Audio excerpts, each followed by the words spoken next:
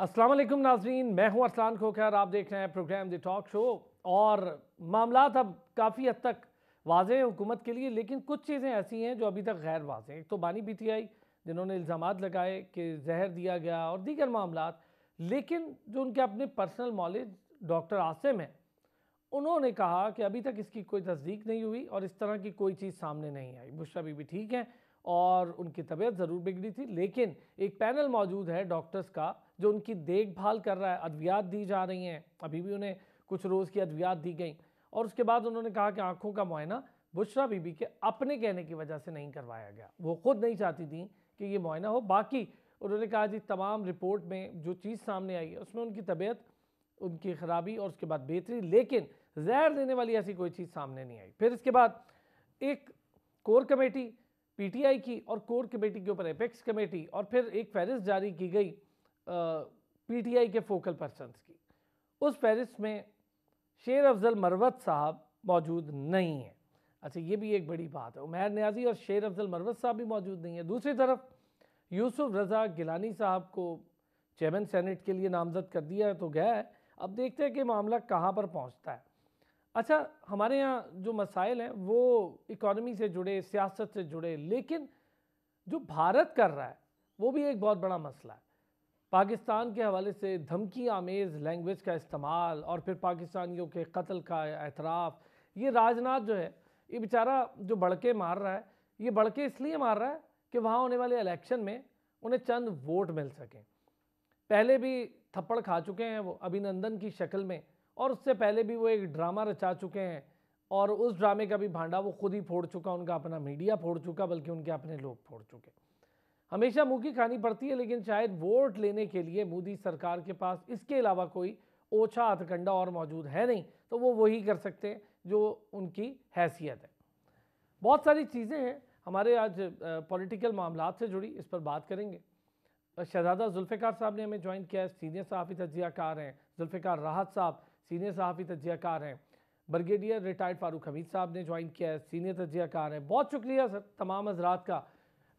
शहजादा जुल्फ़िकार साहब, हम अपने पॉलिटिकल मामलात पे तो चले बात करते ही करते हैं, ये भारत पुराना वतीरा है इनका, इलेक्शन के करीब इस तरह की बड़के मारना, और अब ये राजनाथ जो बड़के मार रहे हैं, और सारी दुनिया को खैर उनका माइंडसेट समझ आ रहा है अब तो, लेकिन ये जो बड़के मार रहे हैं इसका क्या जवाब देना चाहिए हमें? देखें, बढ़के तो उसकी एक इस इलेक्शन के मौके पर मोदी सरकार या मोदी ये इनका और इनके ग्रुप का ये तो हमेशा से रहा है। और लेकिन प्रैक्टिकल स्टेप जो है, ये बड़ा ज़रूरी है इसको देखना कि अभी एक रिपोर्ट आई है। आप देखें कि गार्जियन में कि 2020 से अब तक 20 पाकिस्तानियों को जो है वो शहीद कर चुका है पाकिस्तान में अपने एजेंट के थ्रू। जी। और 2 माह पहले आपने देखा कि बाकायदा हमारे फ़ॉरेन ऑफ़िस ने एक ब्रीफ़िंग दी और उसमें रिपोर्टर्स को और मीडिया को बताया कि जो इन्वेस्टिगेशन हुई है, जो रीसेंट जो टारगेट किलिंग हुई है, जिसमें 2 शहरी जो हैं उसको उनको हलाक किया गया है या शहीद किया गया है।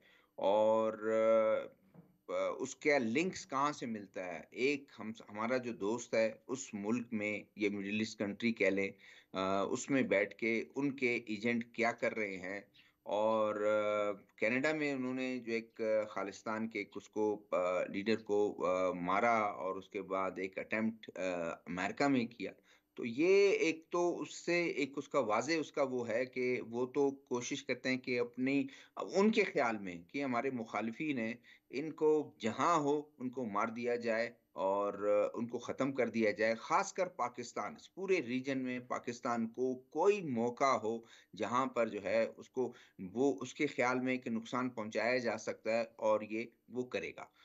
आपने देखा कि एक उन्होंने सर्जिकल स्ट्राइक का एक जो है वो जी ढोंग हाँ। रचाकर और हमारे एयर स्पेस को उन्होंने वायलेट किया, जहाज़ उनके गिराए, बंदा उनका पकड़ा, पायलट उनका पकड़ा। तो इससे ज़्यादा वो जो है उनके उनके अज़ाइम जो हैं और क्या हो सकते हैं? वो यही है कि किसी सूरत में इकोनॉमिक कोई हमारी कोई इकोनॉमिक जो परेशानी कोई हो, वो जाके हर जगह जाकर जो है अपने आप को उन्होंने डिक्लेयर करना और बताना कि जी क्या हो रहा है, किस तरह हो रहा है, और भाई इसमें आपका क्या ताल्लुक बनता है? कोई ताल्लुक आपका बनता है? सही कोई बात है। ताल्लुक अच्छा, है, फिर कोई दूसरा ये इसका कि कोई ताल्लुक, लेकिन इलेक्शन का उसका वो वक़्त है। होता है। तो बड़के जो हैं, बड़के मारकर वो मरूक करना चाहता है, लेकिन पाकिस्तान पे कोई फ़र्क पड़ता है? मेरा एक सवाल है, ये अपने पैनलिस्ट से भी और हमारे जो व्यूअर्स हैं, उनसे भी कुछ सवाल है, उससे कोई फ़र्क पड़ेगा कि उसकी उनकी भड़कों से? नहीं पड़ेगा, जी। बिल्कुल नहीं। हमें तो पता है कि वो किस किस्म के बेचारे मीडिया में बयानात देते हैं, जैसे झूठे बयानात देते हैं, वो सबको ही पता है कि वो हालात उनके। ब्रिगेडियर साहब, कोई इस पे कमेंट करना चाहें, फिर आगे बढ़ते हैं, ज़रा पॉलिटिकल बात भी करते हैं। क्योंकि ये बड़के हम बड़े अरसे से सुन भी रहे हैं, मैं तो बचपन से ही सुन रहा हूँ। आप लोग तो खुद आर्म फोर्सेस को सर्व करके आ रहे हैं, तो आपको तो बेहतर पता है कि बड़के इलेक्शन के करीब-करीब मारना शायद उनकी मजबूरी है। बिस्मिल्लाह बहुत शुक्रिया। देखिए इसमें तो कोई नई बात नहीं है कि जब भी prime minister Modi election year में जाते हैं तो उनके जो इलेक्शन का जो नैरेटिव्स का जो एजेंडा होता है, जिस पे वो चाहते हैं कि वहाँ पे लोगों के जज्बात को उभारा जाए, और वो तीन हैं। एक एंटी मुसलमान, दूसरा एंटी पाकिस्तान और तीसरा एंटी कश्मीरी फ्रीडम। तो ये तीन चीज़ों पे नैरेटिव पे वो खेलते हैं और उनको कोशिश ये होती है कि इससे फिर उनको वो ज़ाहिर बात है वोटर्स को वो अट्रैक्ट कर सके। दूसरी चीज़, इसमें तो कोई शक नहीं है कि आपको अगर याद है कि अजीत डोवल के जो रॉ के जो चीफ हैं, उन्होंने कुछ अर्सा पहले उनकी बड़ी मशहूर वीडियो थी जिसमें उन्होंने कहा था कि हम जब जाएंगे हम समझते हैं and we know how we can do it कि हम बलूचिस्तान में जाएंगे, पैसा लगाएंगे और वहाँ पे पाकिस्तान के लिए मुसीबतें खड़ी कर देंगे। एक ये, और आपने देखा कि वो कर रहे हैं वाया अफगानिस्तान, वो ये काम कर रहे हैं। उन्होंने यही काम किया वाया ईरान, कुलभूषण जाधव के थ्रू बलूचिस्तान में वो नेटवर्क हमने पकड़ लिया, और अब केपी में भी वो कर रहे हैं वाया अफगानिस्तान। अब ये जो बात है कि ये खबरें आई थी कि कुछ पाकिस्तानी शहरी हैं, उनको टारगेट किया गया है, उनकी टारगेट किलिंग हुई है यहाँ पाकिस्तान में, और बड़ी मिस्टीरियस किस्म के सूरत हाल में। तो ये अब ये बात भी सामने आ गई, और जब गार्डियन में ये चीज़ आती है तो ये बात तो अब इंटरनेशनलाइज हो गई है। इंटरनेशनल मीडिया अब अगर ये बता रहा है तो इसका मतलब ये है कि इस बात की तायद होगी कि India is a sponsor of state terrorism. India जो है वो अब ट्रांसनेशनल ट्रांस बाउंड्रीज जो है वो कर रहा है, बल्कि वो तो अमेरिका और कनाडा तक भी पहुंच गया है, वो कतर सर, तक बड़ी भी पहुंच इंपॉर्टेंट गया है। बात है ब्रिगेडियर साहब, मैं चाहूँगा इस पे, ये बात ठीक है आपकी, और ये मेरा ख्याल है हमारी हुकूमती आगे जो काविश है उसका बड़ा अहम हिस्सा होना चाहिए कि अमेरिका के साथ नहीं, अब मैं एक बात ताल्लुकात। एक एक हाँ, एक बात बड़ी इंपॉर्टेंट है। देखें 1970s लेट और ये अफगान जहाद, और उस दौर में मुझे याद है कि ये बड़े एक्टिव थे इंडियंस, और पाकिस्तान में उस वक्त रशियन फोर्सेस उनके साथ मिलके यहाँ बॉम्ब ब्लास्ट होते थे पाकिस्तान में। एक धमाका जब होता था पाकिस्तान में, मुझे याद है 4 धमाके जो होते थे वो इंडिया के अंदर होते थे। इनको मुसीबत पड़ गई थी। मैं समझता हूँ अगर ये बाज नहीं आते तो फिर मेरा ख्याल है कुछ हमें भी इनको थोड़ा फिर सबक जो है वो सिखाना चाहिए। और दूसरी अहम चीज़ ये है कि इंडियंस जो है ये बाज नहीं आएंगे। ठीक है, ट्रेड अपनी जगह, तिजारत अपनी जगह, लेकिन अगर वो इसी किस्म की टारगेट के लिए बजिद रहेंगे तो फिर ठीक है जनाब, फिर जो होता होए, हम भी उनके साथ वही करें, फिर वो भी रोएंगे, पछताएंगे।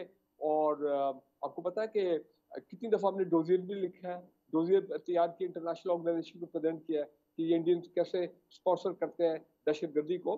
तो लिहाजा उनको हमें टिट फॉर टैट होना चाहिए, उनको आंखों में आंखें डालकर उनको जवाब देना और चाहिए। वैसे भी ब्रिगेडियर बेशक साहब अब हमारे बहुत हो गया, मेरा ख्याल है पूरी दुनिया को वैसे भी पता चल रहा हाँ, है जो कुछ देखें कनाडा, जी हमारे यूरोप और अमेरिका में देखें हो रहा जी है। हाँ, इकोनॉमी के मसाइल हमारे ज़रूर हैं, इंटरनल सियासी मामलात हैं, लेकिन इसका ये मतलब नहीं है कि जो इंडियन करना चाहें तो हम हाँ, उस पे हम वी आराम शुड से, नॉट लेकिन हमें उन्हें एक्सेप्ट। अब जवाब देना चाहिए। जुल्फ़िकार रात साहब, यस। सर इस पे कोई कमेंट करना चाहें तो फिर इसके बाद ज़रा आगे बढ़ें, मुझे बड़े इंपॉर्टेंट चीज़ों पे आज और भी बात करनी है। जी जी बताइए। जुल्फ़िकार साहब, ये जो इंडिया भड़के मार रहा है, एक तो इलेक्शन करीब है, इलेक्शन करीब में ऐसी भड़कें, और फिर आप क्या समझते हैं हमें अब जवाब देना चाहिए खुल के? पूरी दुनिया को तो वैसे भी पता चल रहा है कि इंडिया एक टेररिस्ट स्टेट के तौर पे उभर आई है। देखिए जवाब तो हमने हमेशा ही दिया है, 27 फरवरी का मामला हो, 65 की जंग हो, जब भी मौका आया हमने जवाब दिया और हमारी फोर्सेस ने पूरी सर तरह पॉलिटिकल से। फ्रंट पे तो देना चाहिए, अब मेरा ख्याल है आगे बढ़ने की ज़रूरत है। मेरा ख्याल है कि जवाब तो हम अपनी कैपेसिटी में देते रहे हैं, लेकिन सवाल ये नहीं है कि आज एक दूसरे को आंखें दिखाने का क्या फ़ायदा होगा, एक दूसरे को इस तरह बातें करने का, बढ़ के मारने का फ़ायदा क्या होगा। मेरा ख्याल है कि इंडिया ये चीज़ें बहुत पहले समझ गया है कि वो इकोनॉमिक मामले में बहुत आगे निकल गए। हम अभी तक उन बड़कों से आगे नहीं निकल सके। ये इकोनॉमिक वार है, ये एक दूसरे को आंखें दिखाने और एक दूसरे को बढ़ के मारने का वक्त नहीं है। और जो इकोनॉमिकली स्ट्रांग होगा वही सबसे बड़ा प्लेयर होगा और वही विनर होगा। तो इंडिया इस मामले में बहुत ज्यादा ज़ाहिर है आगे चला गया है और वो इकोनॉमिकली ये सारी चीजें कॉन्फिडेंस होने की वजह से ये सारी बातें कर रहे हैं और हमारे घर के अंदर इंस्टेबिलिटी है इकोनॉमिकली। हर रोज प्राइम मिनिस्टर साहब कहते हैं जी मैंने तो मुल्क एक साहब कहते हैं डिफॉल्ट कर गया है, एक साहब कहते हैं नहीं डिफॉल्ट करने के करीब है, एक कहते हैं जी हमने डिफॉल्ट से बचा लिया। और प्राउड इस पे हो रहा है कि जी कर्जा मैंने ले लिया, मुबारक हो पूरी कौम को। तो जब इकोनॉमिकली आप कमजोर होते हैं, घर के अंदर हाउस इन ऑर्डर नहीं होता, घर के अंदर इस तरह की सिचुएशन होती है तो फिर दुश्मन फायदा उठाता है। सही बात है। तो मैं समझता हूँ कि मल्टीपल चीजें हैं, सिर्फ बढ़ के मारने से बात नहीं चलेगी। आपको अपने घर को ठीक करना होगा, हाउस इन ऑर्डर करना होगा और जो मुख्तलिफ पॉलिटिकल हमारे दोस्त हैं जिनको बारी नहीं मिलती है और वो अदारों के ऊपर चढ़ाई करते हैं, उससे भी दुश्मन को पूरा मौका मिलता है और वो खुल के खेलता है। तो आज तो जो गार्डियन की रिपोर्ट है कि जिसमें 20 लोगों को पाकिस्तान के अंदर घुस के मारने की बात हो रही है और वो राह की दहशतगर्दी की बात हो रही है और इंडिया की इस तरह के अज़ाइम की बात हो रही है, और वो तो हमारी आंखें खोलने के लिए काफ़ी है कि हम किन चीज़ों में उलझे हुए हैं और इंडिया इस पे क्या कर रहा है और क्या फ़ायदा उठा रहा है। हाइबर वार अलग से हमें फेस करनी पड़ रही है, बॉर्डर टेररिज्म अलग से है और हमारे घर के अंदर से जो हमें छुरे घोंपे जा रहे हैं वो अलग से हैं। वेरी तो ये वेल सेड मल्टीपल जुल्फिकार राज चीज़ें साहब, हैं। वेरी वेल सेड कि हम क्या कर रहे हैं और भारत क्या प्लानिंग कर रहा है, हमें वो देखने की जरूरत। हम अभी तक इन्हीं मामला से नहीं निकले, अपोजिशन और हुकूमत के मसाइल। एक छोटा सा ब्रेक, सर ब्रेक से वापस आते हैं तो ज़रा बात करते हैं। बानी पीटीआई ने कहा था कि जहर दिया गया बशरा बीबी को और उन्हें स्लो पॉइजनिंग की जा रही है। उनके अपने मौलिज कह रहे हैं कि ऐसा कुछ नहीं हो रहा। अब उनके अपने मौलिज कह रहे हैं और फिर कुछ रिपोर्ट्स हैं उससे भी ये बात अंदाज़ा हो रही है। वापस आते हैं ब्रेक से इस पे बात। वेलकम बैक जी। शहजादा जुल्फिकार साहब, यही बात अगर मैं आपसे कि बड़ी जल्दी बयानात आ जाते हैं, बड़ी जल्दी इल्ज़ाम आ जाते हैं, फिर जब साबित करने का वक्त आता है वहाँ पर बैकफुट पे जाना पड़ जाता है। ऐसी कई दफ़ा हुआ, साइफर से लेकर और केसेस में भी हम देखते आ रहे हैं। फिर कभी यू टर्न को बड़ा जायज़ करार दे दिया, कभी कोई मामला कर लिया। लेकिन मामला ये है सर कि इल्ज़ाम इतना संगीन होता है, फिर जब उसकी तहकीकात होती है तो उनके अपने मौलिज भी ये बात कह रहे हैं कि ऐसा कुछ नहीं हुआ। देखें ये पॉलिटिकल पार्टीज का अमूमी अगर हम देखें कि एक रवैया वो वैसे ही एक बात कर देते हैं और उसके बाद शायद वो समझते हैं कि दूसरे अपने मुखालिफ को आप मरूब कर दें, आप उसको डरा दें, उसको धमका दें, इस तरीके से परेशान कर दें कि वो परेशान हो जाएगा, खसूसन हुकूमत को। आज पीटीआई अपोजिशन में है और मैं समझता हूँ कि उनकी तरफ से ज़िम्मेदार लोग हैं। ऐसे ज़िम्मेदारी का मुज़ाहिरा करना चाहिए। वाक़ई अगर ज़हर दिया गया है, उस पे स्टैंड करना चाहिए। और मुझे याद आता है, ये नहीं है कि आई एम फ़ेवरिंग या सपोर्टिंग गवर्नमेंट या उसके प्राइम मिनिस्टर की तरफ से एक बयान आया था कि बुशरा बीबी अपनी मर्ज़ी का बोर्ड बनवा दें, मेडिकल बोर्ड बनवा दें। अपनी मर्ज़ी के कहाँ से उन्होंने टेस्ट करवाने हैं, वो करवा दें, अपनी मर्ज़ी से सारा कुछ। अब इतनी ओपन ऑफ़र जब आपको दी है और फिर अभी आपकी जो बात आपने जो आपका जो सवाल है कि वो उनके खुद मालिक जो हैं वो कहते हैं इस तरह की बात नहीं है। इससे सुबकी किसकी होती है? इल्ज़ाम लगाने वाले की। आप कोई इल्ज़ाम पहले तो लगाएँ ना, और अगर कुछ में ठोस सबूत हैं, आप इल्ज़ाम लगाएँ, उस पर खड़े हों और अगले को शिकस्त दें कि आप जो कुछ कर रहे हैं गलत कर रहे हैं। आज कि उस तरह का करते हैं और उसके बाद पता चलता है कि जी कुछ भी नहीं है और उसके बाद वो नहीं, तो ये एक मेरे ख़्याल में सिर्फ़ पॉइंट स्कोरिंग है। और अपने जो फ़ॉलोअर्स हैं, जो अपने सपोर्टर्स हैं, और वैसे भी आपको आप देख लें कि एक बहुत ही अफ़सोस से कहना पड़ता है कि हम जो हमारी सोसाइटी में एक चीज़ को किसी के भी वो फ़ॉलोअर हो, वो पीपल्स पार्टी का फ़ॉलोअर हो, वो आपके पीएमएल नून का हो, वो पीटीआई का फ़ॉलोअर हो, जेयूआई का फ़ॉलोअर हो, एमक्यूएम का फ़ॉलोअर हो, जो उनके लीडर कहते हैं वो उसको नापते नहीं है, तोलते नहीं है, उसको परखते नहीं है, उसको उसको उसको उसको देखते नहीं है कि उसको क्या है। वो कहते हैं बस यकीन कर लेते हैं और आँखें बंद करके बस जो हमारे लीडर ने कह दिया। अब उसके लीडर जो कुछ भी फिर उसके बाद बैक फुट पे भी चला जाए, वो कहेगा नहीं ये भी एक स्ट्रैटेजी थी और ये क्यों। तो ये हमें सोचना चाहिए और हमारे लीडर्स को सोचना चाहिए कि माशरे को हम ले जा कहाँ रहे हैं। हम बिल्कुल गवर्नमेंट ने मैं तो बिल्कुल ये कहता हूँ कि अगर कोई जहर देने की कोशिश की गई, उसको उसको बिल्कुल उसका पर्दा चाक करना चाहिए। उस फेसिस को जो है वो उनके पर्दा हटाना चाहिए उस फेसिस से। इस साजिश को सामने लोगों के लाना चाहिए कि देखें, एक खातून है और एक पॉलिटिकल लीडर की वाइफ है, उसके साथ ये हो रहा है और तो फिर ये बिल्कुल गलत है। और लेकिन जब बिल्कुल वो सही खुद ही बात है इल्ज़ाम एक्सरसाइज साहब, लगाकर उसी की पीछे वजह हट से मेरा जाते ख्याल है हैं। ये सारा मेडिकल बोर्ड और फिर उनकी ये पूरी उनका जो मुआयना किया गया, ये सारा इसी वजह से हुआ है, इसी की एक कड़ी है। और फिर उसके बाद उनके अपने मौलिद से भी उन दोनों की मुलाकात हुई है और उसके बाद ये बात सामने आना, आपकी बात सही है कि फिर इससे बड़ी सुबकी होती। कोई ड्रॉबैक है इसका ब्रिगेडियर साहब? जिस तरह के आजकल ये पॉलिटिकल हालात चल रहे हैं और जिस तरह के ये पीटीआई की लीडरशिप जो है वो डिस्टेबलाइज है, उनके वर्कर्स डिस्टेबलाइज है, although they're in power in KP. तो फिर सोशल मीडिया पे दे वेरी स्ट्रॉन्ग, ऐसे इल्ज़ामात भी आएंगे, ऐसी फेक स्टोरीज भी आएंगी और कोशिश भी होगी कि इसी तरह अपने जो है हुकूमत को अननर्व किया जाए, जेल अथॉरिटीज़ को अननर्व किया जाए, वगैरह वगैरह। तो लेकिन अच्छी बात यह है कि इन्होंने अपने शौकत खाना के मेरे ख्याल है डॉक्टर हैं, उन्होंने भी आके एग्जामिन किया और उन्होंने ओके रिपोर्ट दी है।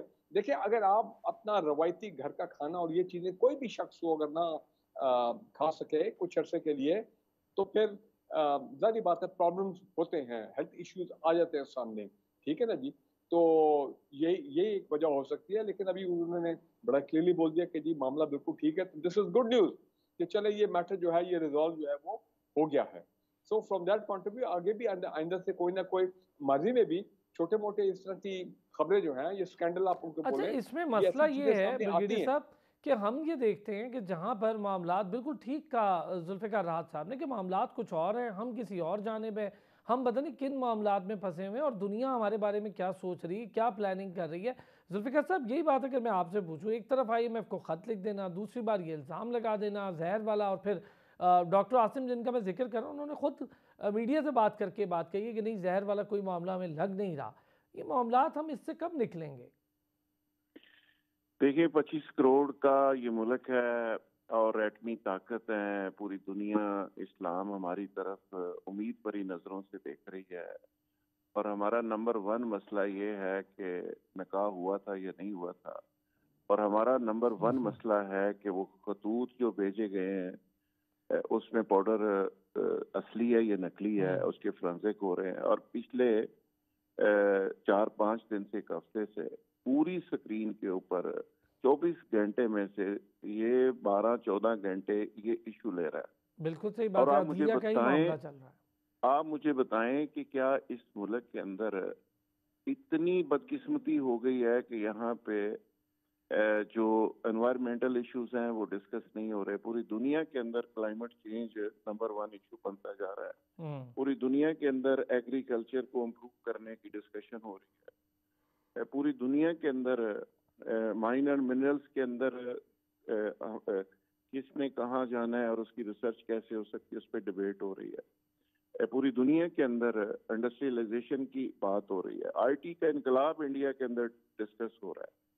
और पूरी दुनिया के अंदर आप जाके देख लें, मासवाए पाकिस्तानियों के हमारे, आप बांग्लादेशियों को जाके देख ले, वो बाहर बैठ के जो लोग होते हैं वो क्या डिस्कशन करते हैं, इंडियंस क्या डिस्कशन करते हैं, बाकी मुख्तलिफ कंट्रीज के लोग क्या करते हैं, और हमारे पाकिस्तानी वहां पे बैठ के क्या कर रहे हैं। बाहर बैठे भी अल्लाह के फजल से हम या तो अपनी लीडरशिप और अपनी आर्मी पर्सनल को करप्ट कह रहे होते हैं, या फौज के खिलाफ बातें कर रहे होते हैं, या अपने लोगों को बात गंदा आपकी दुरुस्त है सर, उमूमी कर रहे रवैया होते है हैं। ना जुल्फ़िकार सवाल राहत साहब, ये है यही कि रवैया बन गया, हमारी पोलराइजेशन बड़ी हद तक जुडिशरी, खतरनाक हो हमारा गई। जो बदकिस्मती है, हमारे दानिश्वरों समेत, हमारे सहाफियों समेत सारे लोग अदारे वो काम कर रहे हैं जो उनके नहीं है, जो उनको नहीं करने चाहिए वो कर रहे हैं। मतलब जजेस हजरात स्वाए इंसाफ देने के दुनिया का हर काम कर रहे हैं, सहाफी असल खबर देने के अलावा दुनिया का हर काम कर रहा है। वो कहता है गवर्नमेंट की मैं चलाऊंगा।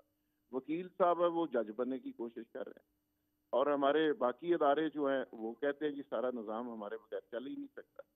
तो हमारी एक ओवरऑल एक डायरेक्शनलेस भी हैं और किसी हद तक लीडरलेस भी हैं, और एक मैं समझता हूँ कि ओवरऑल एक ज़रूरत है सारी चीज़ों को ठीक करने की, देखने की कि हम किन चीज़ों में उलझ के रह गए हैं। 6-6 घंटे इस बात पे बहस हो रही है कि जी वो उसने क्या कहा था। सारा निज़ाम आधा इमरान खान के गिर्द सारा दिन घूमता रहता है।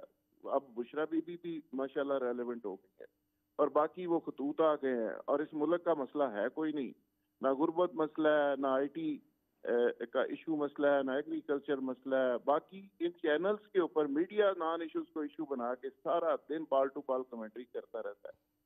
तो ये वो बातें हैं बदकिस्मती से जिस पे हमें बात करनी चाहिए। हमारे को थिंक टैंक्स होने चाहिए, को हेल्थी डिबेट होनी चाहिए। हम किन चीजों में उलझे हुए हैं और कौन सी पॉइंट स्कोरिंग कर रहे हैं, किसको नीचे लगा रहे हैं और किन चीजों में हम उलझ के रह गए।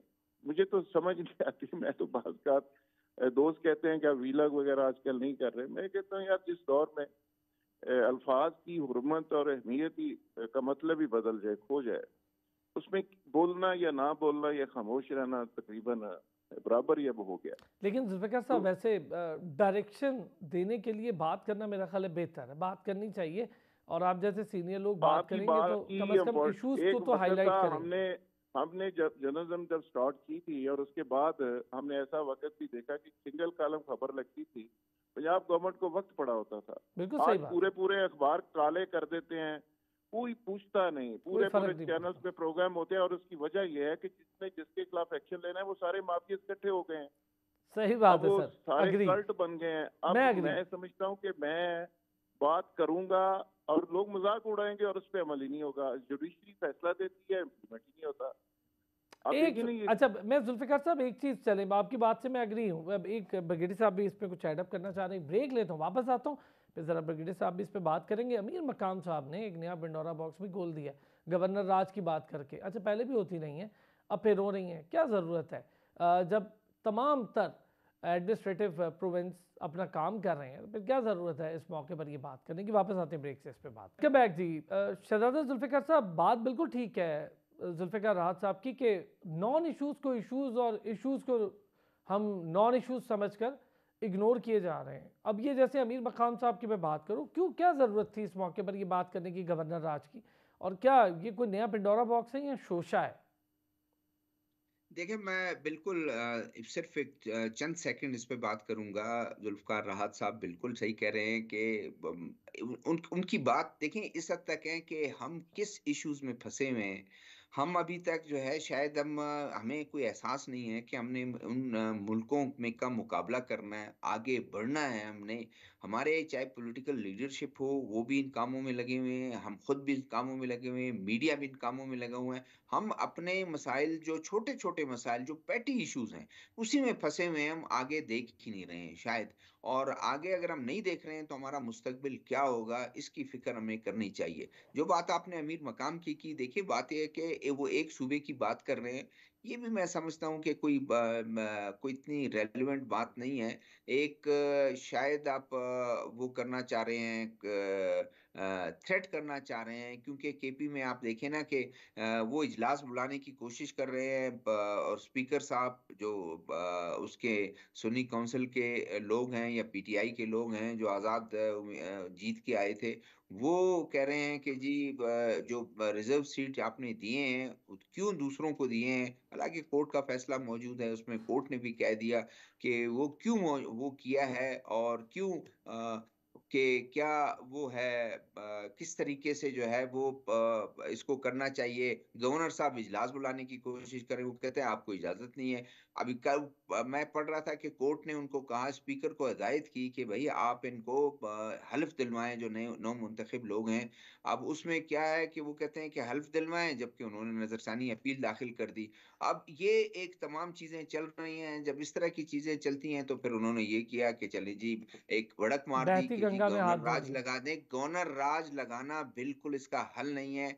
आप खामख़ा में वो कर रहे हैं। अगर खुद पीटीआई की हुकूमत वहां पर है, अगर वो अपनी हुकूमत में मामलात को ठीक नहीं चलाना चाहते हैं, चला तो ले लेंगे, गवर्नमेंट वफाकी हुकूमत के बगैर वो चल नहीं सकते हैं, उनके दोनों तरफ से ताउन होना चाहिए, दोनों तरफ से वो मामलात को बेहतरी की तरफ ले जाना चाहिए। लेकिन अगर जिद की सियासत है और दूसरा लास्ट मैं सिर्फ कमेंट करूंगा, पीटीआई में भी हॉकिश एलिमेंट और डोव एलिमेंट्स की लड़ाई है, और क्योंकि उनके बानी खुद जो है वो एक हॉकिश खुद उनका रवैया है, वो इन्फ्लुएंस जो है कर जाते हैं बहुत सी चीजों को। अब वो खामोश बैठे हुए हैं, बैरिस्टर जफर जैसे लोग, बैरिस्टर गौर जैसे लोग और बहुत से लोग फिर खामोश बैठ जाते हैं कि एक जाराना रवैया ठीक नहीं है, मामलात को आगे चलना चाहिए। अब हम इलेक्शन में जीत के आ गए भी है, हुकूमत भी हमारी सही हो गई बात है। है, मामले को बेहतरी की तरफ ले जाना चाहिए बजाय लेकिन सर कन्फ्रंटेशन जिद करके। और और उसके जो मैं बाद ना मानूं जी की सियासत है ना, वो बहुत ज़्यादा तबाही का बायस बन रही है इस मुल्क के लिए। अब ये पिछले कितने सालों से देख रहे हैं, अब और देखेंगे। ब्रिगेडियर साहब, इसमें कोई एडअप करना चाहें तो? देखिए जी, पहली बात तो ये कि नॉन इश्यूज की बात की यहाँ पे, मैं समझता हूँ कि ये जो जजेस वाला केस है, जिसमें खासकर ये 2 दिन से जो हंगामा पड़ा हुआ है मीडिया में, मुल्क में, ये जो लेटर्स उनको आ रहे हैं, एनोनिमस लेटर्स, और बीच में पाउडर है, क्या है, ये नॉन इशू नहीं है। इसकी वजह कि पूरी दुनिया भी हमें देख रही है कि लगता है कि कहीं कुछ ऐसे अनासर हैं यहाँ पे जो पाकिस्तान में जो जमहूरी प्रोसेस है उसको ख़राब करना चाहते हैं। वो चाहते हैं कि मुल्क में इंतशार रहे, अपना जुडिशरी जो है वो डिस्टेबलाइज हो, जजेस जो है उनको थ्रेटन किया जाए। मैं समझता हूँ इस पे अब जो आ रही है खबर कि सीटीडी जो है और बाकी इंटेलिजेंस एजेंसी इसको प्रोब कर रही है, गवर्नमेंट भी कह रही है कि हम इसको छोड़ेंगे नहीं, बिल्कुल इसकी तह तक जाना चाहिए, क्योंकि it is there is quite possible कि कुछ ऐसे शरारती मिसक्रिएंट टाइप लोग हैं जो ये सब कुछ कर रहे हैं जान के, to create unrest in this country. पहली बात। दूसरा ये है कि बिल्कुल एक आईनी बुरहान तो क्रिएट हो गया है कि आप देखें सेनेट में केपी से वो इलेक्शन नहीं हो सके हैं, सेनेटर्स फ्रॉम केपी। तो ये भी बात असूलन तो गलत है, पहले कभी ऐसा आम डेमोक्रेटिक हालात में तो ये चीज़ नहीं होनी थी, जबकि हालात बेहतरी की तरफ जा रहे हैं पॉलिटिकली, ये नहीं होना चाहिए। लेकिन जहाँ तक केपी गवर्नमेंट का ताल्लुक है, उनके पास दे हैव नो चॉइस, और मैं इस चीज़ को सपोर्ट करता हूँ कि केपी चीफ मिनिस्टर आए हैं, उन्होंने एक दो इम्पोर्टेंट कमेटीज को भी आके उन्होंने अपना पार्टिसिपेट किया with the prime minister in chair, और because he has to have a strong working relationship between KP government and and the federal federal. Government. और दूसरी इंपॉर्टेंट, अभी 2 दिन से क्या, अब आप इसको नॉन इश्यू कहेंगे क्या, मैं समझता हूँ नॉन इश्यू है भाई। केपी जो है हमारा फ्रंट लाइन सूबा है दहशतगर्दी के खिलाफ, जो हालात हम देख रहे हैं। तो ऐसे वक्त में अगर केपी में जो मिलिट्री टॉप लीडरशिप है, जाहिर बात है उन्होंने और पॉलिटिकल लीडरशिप ने सूबे में मिलके बिल्कुल एक दूसरे को सपोर्ट करना है, एक दूसरे को गाइड करना है, हेल्प करना है, शेयरिंग ऑफ इंफॉर्मेशन है। तो ये अच्छी बात है कि उन्होंने as a gesture of goodwill, जो मैं खबरें सुन रहा हूँ कि वो केपी गवर्नमेंट के कुछ वजीर हैं, वो गए थे, उनको दे वर इनवाइटेड फॉर रिपोर्टेडली इसके जी हाँ। इफ्तारी के लिए, और जहाँ पे कुछ सिक्योरिटी ब्रीफिंग भी हुई है, अच्छी बात है, ये तो हमें बड़ी अच्छी खबर है। मैं कहूँगा कि आपस में भी वो उनकी आपस में कोऑर्डिनेशन है, कोलैबोरेशन है। देखें ना, केपी गवर्नमेंट की सपोर्ट के बगैर फेडरल गवर्नमेंट वहाँ पे कामयाबियां हासिल नहीं कर सकती है। ये दोनों mutual interaction is very very important. तो मैं समझता हूँ केपी गवर्नमेंट जो है, जो कुछ चीज, जो हालांकि कुछ लोगों को क्रिटिसाइज कर रहे हैं, जो चाहते हैं कि नहीं ये तनाव और ये अपना जो हंगामा रही है जारी रहे, नहीं, ये बिल्कुल नहीं है। KP government should act responsibly with they should, और ये इस मसले को भी हल कराएं। ये जो उन एमपीएस का जो ओथ होना है रिजर्व सीट वाले, this matter should be resolve, supreme court भी इसको रिजॉल्व करे मामले को, ताकि ये कोई आईनी बुरहान जो है पैदा पाकिस्तान में नहीं होना चाहिए। सो पॉइंट ये है, सारा मसला boils down to the top political leadership, चाहे वो प्रॉविंस की हो चाहे फेडरल गवर्नमेंट की हो। जो आपकी पॉलिटिकल लीडरशिप है, इनका काम है कि मुल्क में ऐसे हालात क्रिएट करें, इकोनॉमी पॉइंट ऑफ व्यू से अवाम पुरसकून हो, इंटरेक्शन हो, मिल बैठे। कुछ अच्छी खबरें भी आ रही हैं कि थिंग्स आर मूविंग, जिस वक्त आप उनको कहें कि हवा का रुख थोड़ा बदल भी रहा है और रिलीफ भी मिल रहा है। देखें ना, बानी पीटीआई जो है, अब हम देख रहे हैं कि रेगुलरली उनको पॉलिटिशियन भी मिल रहे हैं, उनकी अपने टीमें भी रोज मिल रही हैं, और वहाँ ठीक अच्छी बात है, उनका अपना पॉलिटिकल इंटरनल मैटर है पार्टी का कि एपेक्स कमेटियां बन रही हैं, कोर कमेटियां बन रही हैं, ताकि मुल्क में कोई ठीक है, पार्टी की वजह से इंतशार नहीं होना चाहिए। ठीक है। तो ब्रिगेडियर देखिए साहब, मुझे चीजें हैं जुल्फ़िकार जिसको साहब हमें का भी वेलकम करना कमेंट लेना चाहिए। है। जी, जुल्फ़िकार राज साहब, सर यही बात। एक तो अमीर मकाम साहब का बयान, दूसरी तरफ शेर अफ़ज़ल मरवत साहब और उमैर नियाज़ी फोकल पर्सन की फ़हरिस्त से निकल गए। ब्रिगेडियर साहब 1 मिनट सिर्फ दीजिएगा जी। नहायत इर्रिस्पॉन्सिबल है। ये इन हालात में ऐसे गवर्नर रूल की बातें नहीं करनी चाहिए। फिर और आप ठीक चाहेंगे है। कि पॉलिटिकल तसादम हो, हम उसके सर मुताबिक गॉट नहीं योर हो पॉइंट, सकते। Got your point, got your point. जी, जुल्फ़िकार राज साहब, जी जी। सर ये बयान इस मौके पर बनता है अमीर मकाम साहब? सर जो बयान दिया उन्होंने कि गवर्नर राज इसका हल है, जो हालात केपी में चल रहे हैं गवर्नर राज लग सकता है, चीज़ें क्यों बार बार ये सर देखिए, उठाती हैं? मेरा मेरा जो मैंने पहले भी बात की है, मैं बेसिकली कोई किसी के ना हक में कर रहा हूँ ना किसी के खिलाफ बात कर रहा हूँ। मैं बुनियादी तौर पे जो बात करना चाह रहा हूँ, जब लीडरशिप के पास विजडम नहीं होता, कोई प्लान नहीं होता, कोई रोड मैप नहीं होता, तो वो क्या करते हैं, वो ब्लेम गेम में चले जाते हैं, अदारों पे इल्जाम लगाते हैं।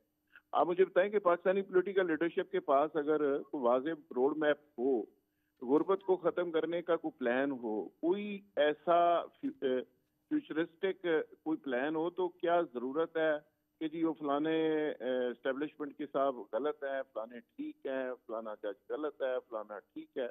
आपने जब काम करना ही कोई नहीं और आपने किसी के कंधे पे सवार हो के आना है, तो आपको फिर गिला ही होगा, किसी से नाराज होंगे, किसी के पे आप खुश होंगे। यानी माजी के जज बुरे हैं, आज के जज ठीक हैं, माजी की स्टेब्लिशमेंट बुरी है, आज की ठीक है। तो ये अमीर मकाम साहब भी इसी तरह के एक अजीमो शान किस्म के करेक्टर है। आप मुझे बताएं कि परवेज मुशर्रफ साहब का गिफ्ट में पिस्तौल लेने से लेके आज तक उन्होंने ये क्या अचीवमेंट की है, क्या तीर मारा है। और यहाँ पे ये इलेक्शन के नतीजे में को 1260 सियासी बेरोजगार थे जिनको रोजगार मिल गया है, और इस गरीब मुल्क के साथ एक तमाशा चल रहा है। 4-4 करोड़ रुपए के टायर डलवाए जा रहे हैं और कहते हैं जी कि हम, कोई कहता है मैं चाय नहीं पीऊंगा, कोई कहता है मैं नाश्ता नहीं लूंगा, कोई कहता है जी मैं तनख्वाह नहीं लूंगा। और वैसे अरबों खरबों रुपए का इस मुल्क के ऊपर बोझ जरूर डालना है। नॉन डेवलपमेंट एक्सपेंस आपके वहां तक चले गए हैं। IMF पिट रहा है, रो रहा है कि जी हम तो कहते हैं कि गरीबों का कुछ सोचें, और टैक्स हमारे चोरी से के ऊपर पैसे लेते आईएमएफ हैं, ने बड़ी सारे सख्ती की शराफिया है। के ऊपर लगा देते हैं। इंटरनेशनल रिपोर्ट्स आ रही हैं कि 17 से 18 बिलियन डॉलर शराफिया खा जाती है। यार ये इशू है, इसका कोई हल निकालें। बाकी चीजें ये सारी, शेर अफजल मरवत भी ठीक हो जाएगा, फलाना भी ठीक हो जाएगा। ये ब्रिगेडियर साहब का माशाल्लाह ये लेवल ही नहीं है कि हम शेर अफजल मरवत का बयान सही है या गलत है। हमें तो इस पे बात करनी चाहिए कि यार इस मुल्क की खैर मांगनी चाहिए, जिस मुल्क ने हमें इज्जत दी, रिस्पेक्ट दी, शनाख्त दी और सब कुछ दिया, और मुल्क हमसे कुछ मांग रहा है। और हमें बजाय इसके कि हम इन बातों में उलझे रहें कि फलाना ठीक है, बानी PTI का चश्मा कैसा था, वो आज गए हैं या नहीं गए, या बुशरा सर बहुत बीबी अच्छे, को बहुत 3 अच्छे कतरे जुल्फ़िकार या राज 2 साहब, कतरे बहुत पिलाए। बेहतर बात की है। मेरा ख्याल है तो मेरा ख्याल है कि हमें जो बेसिक इश्यूज हैं उस पे एक कंसेंसस डेवलप करना चाहिए। हमें सही बात है। नेशनल राया इश्यूज माफ। पर एक कंसेंसस डेवलप करने की सर ज़रूरत है। उसमें सिक्योरिटी बड़ा मसला बनती जा रही है, रीजनल कॉन्फ्लिक्ट बड़ा मसला बनता जा रहा है, इकॉनमी बड़ा मसला बनती जा रही है, हमारी ट्रेड को कैसे बढ़ाना है, SIFC को कैसे ठीक करना है, एग्रीकल्चर पे क्या कर। सही बात है, ये इशूज़ हैं, हमारे एनर्जी सेक्टर के क्राइसिस को हल करना है। बहुत शुक्रिया जुल्फ़िकार राज साहब आपका। ब्रिगेडियर रिटायर्ड फारूक हमीद साहब, थैंक यू सो मच। शहजादा जुल्फ़िकार साहब आपका भी बहुत शुक्रिया। अब तक के लिए इतना ही, फिर होती है कल आपसे मुलाकात। अपना ख्याल रखिएगा।